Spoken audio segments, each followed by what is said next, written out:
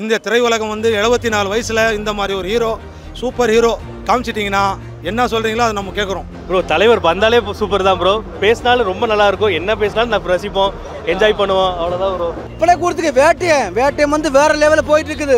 கூலி வந்து அதுக்கு மேலே, ஜெயிலர் வந்து அதுக்கு மேலே. இதுதான் தலைவர் வேட்டும்.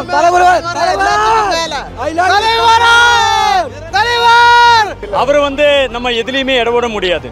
மோடி கிட்டே இருப்பார், ஸ்டாலின் கிட்டே இருப்பார், ஜெயலலிதா கட்சியிலும் இருப்பார், விஜய் கிட்டே இருப்பார், தூண்லி இருப்பார், துரும்பிலி இருப்பார். அதான் சூப்பர் ஸ்டார்.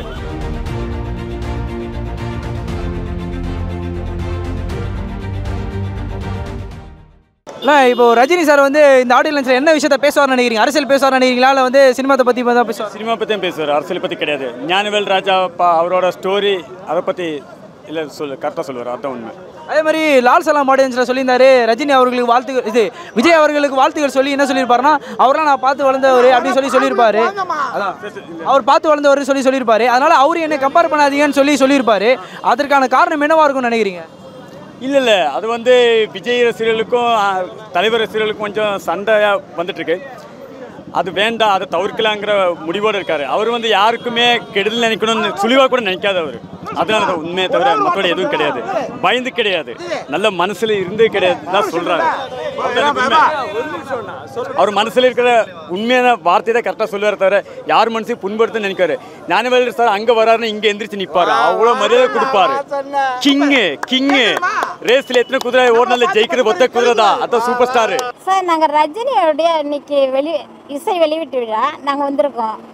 அவரு எங்களுக்கு குடும்பத்தில் ரொம்ப பிடிக்கும். எங்கள் ஹஸ்பண்டுக்கு ரொம்ப ரொம்ப சின்ன வயசுலேருந்தே ரொம்ப பிடிக்கும். ரெண்டாவது நாங்கள் கல்யாணம் பண்ணிட்டு வந்ததுலேருந்து ரஜினிகாந்த்னா எங்களுக்கு குடும்பத்துக்கே ரொம்ப ரொம்ப ரொம்ப பிடிக்கும். அவர் வந்து ஒரு கடவுள் பாதையில் போகிறவர். யாருக்கும் தீமை நினைக்க மாட்டார், கெடுதல் நினைக்க மாட்டார். அவர் ஒரு நல்ல ஒரு மனுஷன். உலகத்துக்கு அவர் மாதிரி இன்னும் ஒரு கடவுள் பிறந்து வர மாதிரி அவருடைய அவரோட தன்மை, அவருடைய ஸ்டைலு ரொம்ப பிடிக்கும். அவர் ஸ்டைல்னா எங்களுக்கு எப்பயுமே ரொம்ப பிடிக்கும். எங்கள் ஹஸ்பண்டுக்கு ரொம்ப ரொம்ப என்ன வேணாலும் அவருக்காக செய்வார். அவ்வளோ எங்கள் பிள்ளைங்களுக்கு எல்லாருக்குமே ரொம்ப சந்தோஷம். அவரை பொறுத்தவரை வந்து என்றைக்கும் மக்கள் மனசில் நீங்காத இடத்த பிடிச்சிருக்காரு. நாங்கள் வந்து ஆன்மீகவாதி இல்லை, அரசியல்வாதி இல்லை, தீவிரவாதி இல்லை, நாங்கள் மக்கள்வாதி. எப்போவுமே மக்களுக்கு சேவை இயக்கம் தான் ரஜினி மக்கள் மன்றம்னு எங்கள் தலைவர் சொன்னார். அந்த வழியில் என்றைக்கும் சரி எங்களுக்கு ஒரே தலைவர் அவர் தான். அவர் வந்து மக்கள் மன்றத்தில் ஒரு இடம் இருக்கார். அரசியலுக்கு வந்து தான் நல்லது செய்யணுங்கிறது இல்லை, எப்போவுமே அவர் வந்து மக்கள்வாதி. அது வந்து சாயம் பூசி தான் நாங்கள் இருக்கணுங்கிறது இல்லை. எங்களோட தலைவர் எந்த பாதையில் போகிறோம் அந்த பாதையில் என்றைக்கும் நாங்கள் நிலச்சி நிற்போம். அதுதான் எங்கள் தலைவர். அதனால தான் மக்கள் மன்றத்தில் இன்னமும் சூப்பர் ஸ்டார் எத்தனையோ ஹீரோவுக்கு வந்தாங்க, இடையில போயிட்டாங்க. ஆனால் கடைசி வரைக்கும் ஒரே ஸ்டார் யாருன்னா சூப்பர் ஸ்டார் ரஜினிகாந்த் மட்டும்தான். அவர் இடத்த யாராலையும் பிடிக்க முடியாது. ஒரே சூரியன், ஒரே சந்திரன், அதே மாதிரி சூப்பர் ஸ்டார் ஒரே ஆள் தான், அவர் தான். அவருக்காக எங்களோட தெய்வம், எங்கள் குல தெய்வம் அவர். என்றைக்கும் மறக்க மாட்டோம்.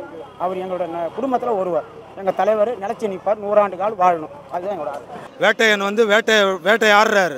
இந்தியா உலகம் முழுவதும் இந்த திரையுலகம் வந்து 74 வயசில் இந்த மாதிரி ஒரு ஹீரோ சூப்பர் ஹீரோ காமிச்சிட்டிங்கன்னா என்ன சொல்கிறீங்களோ அதை நம்ம கேட்குறோம். என் தலைவர் இன்னைக்கு ஸ்பீச் பாருங்கள் எப்படி இருக்குன்னு. 50வது ஆண்டு விழாவை முன்னிட்டு தலைவருக்காக மசாலா கம்பெனியின் சார்பாக இந்த எல்லா ரசிகர்களுக்கும் மசாலா என்று இலவசமாக வழங்கப்படுகிறது. தலைமை தாங்குவர் எங்கள் கல்யாண சொந்தம் அவர்கள் ஒன்றிய செயலாளர். தலைவர் எது பேசினாலும் எப்பவுமே அது ஒரு கான்ட்ரவர்சி ஆகிடும். அவர் எந்த ஒரு சின்ன விஷயம் பண்ணாலே மீடியா ஃபுல்லாக பற்றிக்கும். நாளைக்கு ஃபுல்லாக அதுதான் டாப்பிக்காக இருக்கும். இன்றைக்கி என்ன பேசுவோன்னு தெரியாது, ஆனால் கண்டிப்பாக ரசிகர்களுக்காக உற்சாகப்படுத்துகிற மாதிரி ஏதாவது சின்னதாக ஒரு குட்டி கதை சொல்லுவார். நாளைக்கு எல்லாமே பார்த்தீங்கன்னா மீடியா ஃபுல்லாக அதுதான் இந்த 1 வீக் டாப்பாக இருக்கும். இன்றைக்கி வந்து ஏர்போர்ட்டில் என்ன சொல்லியிருந்தாருன்னா வந்து அரசியல் பற்றிலாம் என்கிட்ட கேட்காதீங்கன்ற மாதிரி ரொம்ப கோபமாக பேசினார். அதற்கான காரணம் என்னவாக இருக்கும்னு நினைக்கிறீங்க? இல்லை, அது வந்து இன்றைக்கி கேட்டது பார்த்தீங்கன்னா உதயநிதி ஸ்டாலின் வந்து துணை முதலமைச்சர் ஆவார்ன்றதை பற்றி கேட்டாங்க. அது திமுகவோட உள்கட்சி விவகாரம். இதை வந்து அது அவர்கிட்ட கேட்டிருக்கக்கூடாது. இப்போ அவர் அரசியல் விட்டு வெளியே வந்துட்டார். இருந்தாலும் எப்போவுமே தமிழ்நாடு பொறுத்த மட்டும் பார்த்தீங்கன்னா தமிழ்நாடு அரசியல் தலைவரை சுற்றியே மட்டும்தான் இருக்கும். அதனால் அவர்கிட்ட போய் அடிக்கடி அரசியலை பற்றியான கேள்வியில் கேட்டுக்கலாம். ஆனால் மீடியாவும் எனக்கு தெரிஞ்சதுக்கப்புறம் அரசியலை பற்றி அவர்கிட்ட கேட்காம இருக்கிறது நல்லது. ஏன்னா அவர் ஃபுல் அண்ட் ஃபுல் இதுக்கப்புறம் வந்து படத்தில் கான்சன்ட்ரேஷன் பண்ணிட்டு இருக்காரு. இப்போ வேட்டையன் இன்னைக்கு ஆடியோ லான்ச் இருக்குது, அடுத்தது கூலி படம் இருக்குது, அடுத்தது இன்னும் 2-3 படம் பற்றி பேசிகிட்டு இருக்காங்க. இப்போ ரசிகர் வந்து எங்களுக்கெல்லாம் என்னென்னா அவர் அரசியல் விட்டு வந்துட்டார், அது எங்களுக்கு வருத்தமாக இருந்தாலும் இப்போ எங்களுக்கு அவர் வருஷத்துக்கு ஒரு படம் நடிச்சிட்டு இருக்காரு. எங்களுக்கு அது போதும். அவர் எப்பவுமே படம் நடிச்சிட்டு இருக்கணும், நாங்கள் பார்த்துட்டே இருக்கணும். அவர் ஏற்கனவே அரசியல் பற்றி வேண்டான்னு சொல்லிட்டாரு, அதுலேருந்து வெளியே போயிட்டாரு. அவர் கேட்கும்போது கோவம் தான் வரும். ஏன்னா முன்னாடி வந்து அரசியல் வரேன்னு சொல்லிட்டு இருந்தவர் இப்போ வந்து அரசியல் பார்த்தாலே வேணான்னு சொல்கிறதுக்கான காரணம் என்னவா இருக்குன்னு நினைக்கிறீங்க? அவர் உடல்நல ஒத்துக்கலாம் போயிருக்கலாம். அப்போ கொரோனா டைம் இருந்தது, ஒத்துக்காமல் போயிருக்கலாம், அதனால் வராமல் போயிருக்கலாம். இப்போ சூழ்நிலை வந்து நல்லா இருக்குது, நாளைக்கு வரலாம், மேபி வரலாம். ப்ரோ தலைவர் வந்தாலே சூப்பர் தான் ப்ரோ. பேசினாலும் ரொம்ப நல்லா இருக்கும், என்ன பேசினாலும் நான் ரசிப்போம், என்ஜாய் பண்ணுவோம், அவ்வளோதான் ப்ரோ. லால் சலாம் ஆடியோ லஞ்சில் சொல்லியிருப்பாரு விஜய் அவர்கள் வந்து நான் பார்த்து வளர்ந்தவர் அப்படின்னு சொல்லியிருப்பாரு. அதனால என்ன அவரு என்னைய கம்பேர் பண்ணாதீங்கன்னு சொல்லியிருப்பாரு. இதில் வந்து அரசியல் பற்றி என்ன பேசுவாரா இல்லை வேறு எதனா விஷயம் பேசுவாரா? ப்ரோ எங்களுக்கு அரசியல்லாம் முக்கியம் இல்லை, தலைவர் பேசினா போதும் ப்ரோ. அந்த காக்கா கழுது அதெல்லாம் வேண்டாம், விட்டுறலாம். தலைவர் வந்து ஜாலியாக பேசி எங்களை எல்லாம் மகிழ்ச்சிச்சா போதும் ப்ரோ. சார் அவர் பேசுகிற மாதிரி யாரும் பேச முடியாதுங்க சார். அவரோட ஸ்பீச்சை கேட்கறதுக்கோசமே தான் நான் வந்திருக்கேன். சரிங்களா, எல்லாரும் வீட்டில் இருக்க வேலை எல்லாத்தையும் விட்டுட்டு தலைவர் அவரை ஒருத்தரை பார்க்கணுன்றதுக்கோசம் தான் வராங்க. அவர் ஸ்பீச் கேட்க தாங்க சார் வந்திருக்கோம். நல்லா பேசுவார். ஜெயிலர் 2 வர நினைக்கிறேன். அதுக்கு மாசு தலைவர் வந்து அப்படியே போயிட்டே இருக்குது. அவரோட யாருமே அடிக்க முடியாது. ஜெயிலருக்கு ஃபேன்ஸ் அதிகம். ஜெயிலர் 2 வரும்னு நினைக்கிறீங்க? அதுக்கு வந்து செமகிட்டுங்க இப்படியே கொடுத்துக்க. வேட்டையம் வந்து வேற லெவலில் போயிட்டு இருக்குது. கூலி வந்து அதுக்கு மேல, ஜெயிலர் வந்து அதுக்கு மேல. இதுதான் தலைவர் வேட்டும்.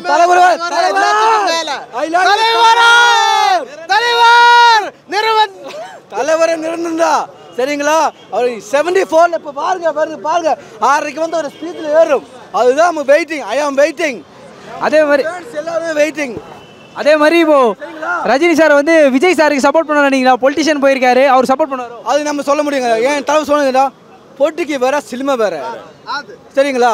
அவர் வந்து சினிமா ஃபீல்டு போயிருக்கார். ஏன் தலைவர் வந்து சினிமா ஃபீல்டு போக மாட்டார். ஏன்னா அவர் வந்து சினிமா கொடுக்கும், ரசிகருக்கு வேணும் சினிமா கொடுக்கும் சரிங்களா. பொறுக்கல வேண்டாம். ஏன்னா என் தலைவர் வந்து படம் 3-4 படம் அப்படியே எடுத்து போயிருக்கும். ஏன்னா என் தலைவருக்கு வந்து படம் மட்டும் போதும் சரிங்களா. அதுதான் என் தலைவருக்கு மாஸ். இப்போ வரைக்குமே ஒரு 75 கிட்ட அடிச்சு ஏஜ். இப்போ வரைக்குமே அவர் வந்து அந்த பீக்லேயே இருக்காரு. டான்ஸ்லாம் பயங்கரமாக ஆடுறாரு. அந்த காவலை இதெல்லாம் பார்த்தோம். ஸோ அதுக்கு காரணம் என்னவா இருக்கும்? அவருக்கு கொடுத்த வரங்க, அது கொடுத்த வரம், தெய்வம் கொடுத்த வரம். தமிழ்நாடு சென்னை கொடுத்த வரம், அது கொடுத்த வரம் சரிங்களா. அவர் வந்து கேரளாவுக்கு ஃபேன்ஸ் இருக்கு. ஏன்னா அவருக்கு கொடுத்த வரம். ஓ அவருக்கு வேர்ல்டு பூ ஃபேன்ஸுக்குங்க. வேர்ல்டு பூனா எல்லாமே ஃபேன்ஸு. சிங்கப்பூர், மலேசியா எல்லாருக்கும் ஃபேன்ஸ் இருக்கு. ஏன்னா என் தலைவர் வந்து உசுறு.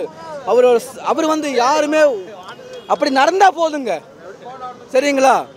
யாருக்குமே அப்படியே இந்த செருப்பு போட்டு 150 ரூபா செருப்பு போட்டு அவர் தலைவர் நடந்து வருது சரிங்களா. ப்ரோ பொலிட்டிக்கல் வந்து பிரிவினையாக தான் ப்ரோ கொண்டு வருது கண்டிப்பாக ப்ரோ. ரஜினி ரசிகர் பார்த்துருக்கீங்களே, 80s ஏஜில் இருக்காங்க, 90s இருக்காங்க. நாங்களாம் பாரு என் வயசுலாம் 18-20 தான் ஆகுது. இந்த வயசு மக்கள்களையும் கவர் பண்ணுறது தான் ஒன்று ஒன்லி அல்டிமேட்டு. தலைவர் மட்டும் தாங்க. அந்த ஸ்டைலும் சரி, ஸ்பீச்சும் சரி, இந்த வாக்கே போதுங்க, வந்தால் போதும். அவர் மட்டும்தான், வேறு யாரும் கிடையாது. நாங்கள் அரியலூர் மாவட்டம் ஆண்டிமடத்துலேருந்து வந்திருக்கிறோம். எங்களுக்கு ரொம்ப பிடிக்கும். ரஜினி சார் ரொம்ப ஒரு ஸ்டைல், அவர் கொள்ள தெய்வம் எங்களுக்கு. அவருடைய ஸ்டைலு, அவருடைய வார்த்தை, சிறப்பு எல்லாமே எங்களுக்கு ரொம்ப ரொம்ப பிடிக்கும். ஆமாம் சார். இப்போது ரஜினி சார் வந்து சினிமாவில் இருந்து அரசியல் ஃபஸ்ட்டு போனார். அரசியல் தொடங்குற சொல்லிட்டு இருந்தார். ஆனால் இப்போ வந்து அரசியல் வந்து தொடங்கலை, இன்ன வரைக்கும் தொடங்கலை சரிங்களா. ஆனால் இப்போ என்ன சொல்கிறாருன்னா, இப்போ இன்றைக்கி ஏர்போர்ட்டில் வந்து சிலர் கேட்டாங்க இந்த மாதிரி அரசியல், இப்போ விஜய்லாம் அரசியல் போயிட்டாரு அப்படின்னு சொல்லி கேட்கும்போது அவர் சொல்கிறாரா, அரசியல் பற்றிலாம் என்கிட்ட கேட்காதீங்க அப்படின்னு சொல்லி இப்போ திடீர்னு சொல்கிறாரு. ஏன் இப்படி சொல்கிறாரு தெரியுதா? ஆமாம் சார். அவர் வந்து இன்னும் கொஞ்சம் ஒரு 50-55 வயசுலன்னா இது நம்மளுக்கு சரியான முறையில் நடவடிக்கை எடுத்துருக்கலாம். லேட் ஆகி போச்சு.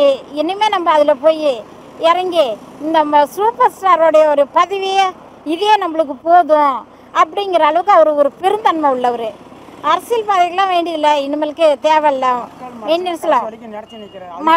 ஆமாம், கடைசி வரைக்கும் மக்களுடைய இது அவங்களுடைய ஆதரவு நம்மளுக்கு நிலச்சிருந்தா போதும் அதுவே அப்படிங்கிற ஒரு ஸ்டைலு, ஒரு தனி மனசு. அதே மாதிரி இப்போ அவரோட சக நடிகர்லாம் கூட இப்போ வந்து அரசியலுக்கு வந்துட்டாங்க. ஆனால் அவர் இன்ன வரைக்கும் சினிமாவில் தான் இருக்கார். ஸோ இதுக்கப்புறம் அரசியல் வருவார்னு நினைக்கிறீங்களா, இல்லை வந்து சினிமாவிலே தான் இருப்பார்னு நினைக்கிறீங்களா? அவர் வந்தாலும் எங்களுக்கு சந்தோஷம், வரலனாலும் எங்களுக்கு சந்தோஷம். அவர் எந்த முடிவு எடுக்கிறோ அதே வழி தான் எங்கள் வழி. கடைசி வழிக்கும் எங்களோட தலைவர் ஒரே வழி, அவர் வழியை தான் நாங்கள் பின்பற்றுவோம். அப்போ கூட இருக்க இப்போ விஜய் வந்து திரு விஜய் வந்து அவர்கள் அரசியல் கட்சி தொடங்கிட்டாங்க. விஜயோட அரசியல் கட்சிக்கு ரஜினி வந்து சப்போர்ட் பண்ணுவார்னு நினைக்கிறீங்களா? அது வந்து எங்கள் தலைவர் தான் முடிவு எடுக்கணும். அதை நம்ம சொல்ல முடியாது. அவர் சொல்லாமல் நம்ம எதுவும் பேச முடியாதுல்ல. நாங்கள் தலைவர் எந்த வழியில் போகிறோம் அந்த வழியில் நாங்கள் போவோம். இப்போ சில திராவிட கட்சிகளோட மேடைகள்லாம் அவர் பேசுகிறாரு. இப்போ திமுக மேடையில் கூட போய் பேசுறது சப்போர்ட் பண்ணுறதுலாம் பண்ணுறாரு. அதே மாதிரி இப்போ அந்த கட்சியிலே சேர்ந்துருவாரா, டிஎம்கேலே போய் சேர்ந்துருவாரா, இல்லை வந்து விஜய் கட்சி பரவாயில்ல தனி கட்சியில் எதனா ஆரம்பிக்க வாய்ப்பு இருக்கா? அவர் எந்த கட்சியும் இது வரைக்கும் சாயம் பூசாக தான் இருக்கார் ஆரம்பத்துலேருந்து. பிஜேபியில் நிறையா சப்போர்ட் பண்ணாங்க, அதேமாரி காங்கிரஸும் சப்போர்ட் பண்ணாங்க, ஏடிஎம்கேலும் சப்போர்ட் பண்ணாங்க, திமுகலையும் சப்போர்ட் பண்ணாங்க. அவர் சாயம் பூசாத ஒரே மனிதர் யாருன்னா சூப்பர் ஸ்டார் மட்டும்தான். அவர் வந்து அதனால தான் இன்னமும் வந்து நினச்சி நிற்கிறார். அந்த ஒரு பேர் அவருக்கு இருந்தால் போதும். இல்லை சார், எதுக்குமே ஆதரவு கொடுப்பாரு. அவர் வந்து நம்ம எதுலேயுமே இடவிட முடியாது. மோடி கிட்டே இருப்பார், ஸ்டாலின் கிட்டே இருப்பார், ஜெயலலிதா கட்சியிலும் இருப்பார், விஜய் கிட்டே இருப்பார், தூண்லேயும் இருப்பார், துரும்புலையும் இருப்பார். அதுதான் சூப்பர் ஸ்டார். மற்றபடி யாருக்கும் ஏன் அவ்வளோ சொல்கிறீங்க? கூட பழகின கமல் சாருக்கே ஆதரவு இல்லே சொல்லிட்டாரு. அதை விடுவா விஜய் சாருக்கு சொல்லுவார்? இல்லை ஜி, போதும். இல்லை, அவர் வந்து தலைவர் என்ன முடிவு எடுக்க அவருக்கு பக்கம் தான் இருக்குது. அது அவர் அரசியல் விட்டு விலகிட்டார். ஸோ அதனால் ஆதரவு தெரிவிப்பார்ன்றது சந்தேகமான விஷயந்தான். அப்படியே அவர் ஆதரவாக இருந்தாலும் அவர் எங்களை வந்து புஷ் பண்ண மாட்டார். அதை பண்ணுங்க இதை பண்ணுங்கன்ட்டு. அன்றைக்கி சரி இன்றைக்கி சரி அவர் எங்களை நீங்கள் இது சார்பாக செய்யுங்க அது சார்பாக செய்யுங்க சொன்னது இல்லை. ஸோ அவர் நிலைப்பாடு என்னவோ அது தனிப்பட்ட முறையில் தான் இருக்கும். அது எங்கள் மேலேயே அவர் திணிக்க மாட்டார். ஆனால் டிஎம்கே இந்த மாதிரி பொது மேடைகள்லாம் கூட சப்போர்ட் பண்ணுறாரு. இப்போ டிஎம்கே திமுகலாம் கூட சப்போர்ட் பண்ணி சில மேடையில் பேசுகிறாரு. அதே மாதிரி இவருக்குள்ள பேசுவாரா? சினிமாவில் இருக்கவர்கிட்ட சப்போர்ட் பண்ணுவாரான்னு கேட்குறேன். திமுக சப்போர்ட் பண்ணால் திமுக ஆட்சி காலத்தில் இருந்திருக்கு. கருணாநிதி சார் ஆட்சி காலத்தில் இருந்ததுனால ஆட்சியை பற்றி அவருக்கு தெரியும். அதில் சில விஷயங்கள் அவர் சப்போர்ட் பண்ணியிருப்பார். இப்போ விஜய்க்கு போனோன்னா இடத்த ஒன்று பண்ணுவாரான்னு தெரியல. அவர் வந்து ஜெயிச்சு ஏதாவது நல்லது பண்ணால் அதில் நிறைய குறையும் தான் சொல்கிறதுக்கு வாய்ப்பு இருக்குது. நீங்கள் ஏர்போர்ட்டில் வந்து ஒரு விஷயம் கேட்டாங்க. ஏர்போர்ட்டில் வந்து அரசியல் பற்றி என்கிட்ட கேட்காதீங்கன்னு சொல்லி ரஜினி சார் கோவப்பட்டார். இதுக்கான காரணம் என்னவா இருக்கும்னு நினைக்கிறீங்க? ஏன்னா அவருக்கு அரசியல் வேண்டாங்க. என் மக்களுக்கு, என் கொடுக்குற மக்களுக்கு அது மட்டும் போதும். என் ரசிகர மக்களுக்கு கொடுக்குற ஒரே ஒரு இதுதான்.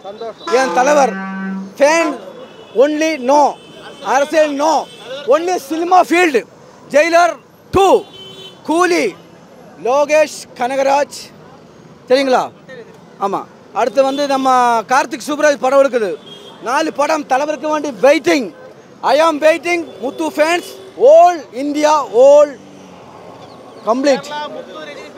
ஓகேங்களா? இத்தனை வயசு வரைக்குமே அவர் வந்து கன்னு மாதிரி வந்து படம் நடிச்சிட்டு இருக்காரு, எந்த ஒரு இதுவும் இல்லாமல். இதற்கான காரணம் என்னவா இருக்குன்னு நினைக்கிறீங்க? ரசிகரோட ஆதரவா, இல்லை வந்து அவர் வந்து அந்த அளவுக்கு ஆன்மீகத்தில் வந்து ஆன்மீகத்தோட இதில் இருக்கு? அவரோட வந்து மெயினாக சொல்ல போனால் மக்களோட இடத்துல இடம் பிடிச்சிருக்காரு. ஆன்மீகங்கிறது அப்புறம் மக்கள்கிட்ட நீங்காத இடத்த பிடிச்சிட்டாரு. அது ஒன்று. அடுத்தது ஆன்மீகம். அவரோட நல்ல ஒரு ஏழைகளுக்கு என்றைக்கும் போல் பந்தா பண்ணிக்காமல் எளிமையாக இருக்கார். அதுதான் அவரோட தோற்றம். அதுதான் நினச்சி நிற்கிறார். அதுதான் சொல்லணும்.